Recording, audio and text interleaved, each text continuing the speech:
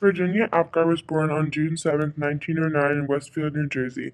By the time she graduated high school, she was determined to be a doctor. Her career in medicine was inspired by her brother's death.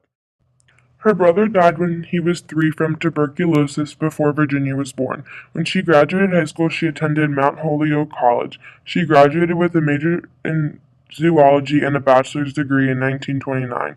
Soon after, she won a surgical internship at the College of Physicians and Surgeons at Columbia University. Then she attended Columbia and graduated fourth in her class in 1933.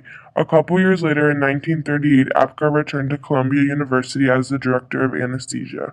This led to her first honor of being the first woman professor at Columbia University. At first, she had trouble recruiting physicians to work for her. This was because surgeons did not accept anesthesiologists as equals, so Virginia was the only staff member until the mid 1940s. In 1946, anesthesia finally became an acknowledged medical specialty. In 1949, anesthesia research actually became an academic department.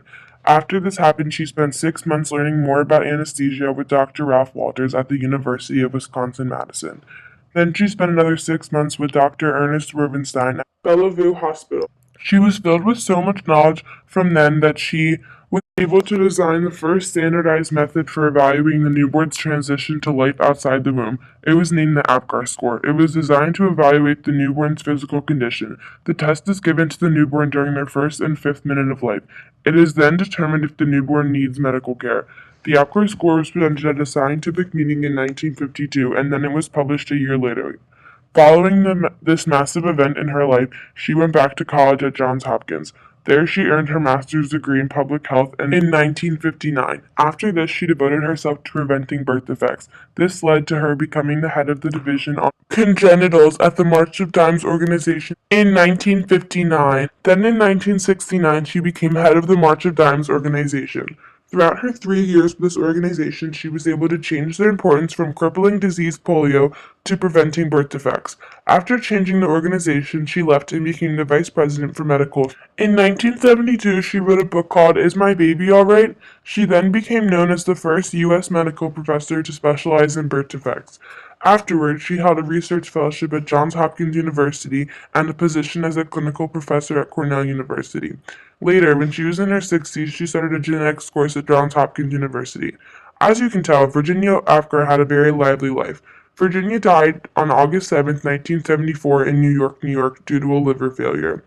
After Apgar died, she was inducted into the National Women's Hall of Fame.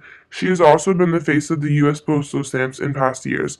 Some of her other honors are the Ralph Walters Medal from the American Society of Anesthesiologists, a gold medal of Columbia University, Woman of the Year in 1973 by Ladies' Home Journal, a recipient for 4 honorary degrees, a prize in her name was founded by the American Academy of Pediatrics, a Prematurity Leadership Award from Massachusetts Department of Public Health, and an academic chair was created in her honor at Mount Holyoke College. Her findings also resulted in the use of painkillers during labor.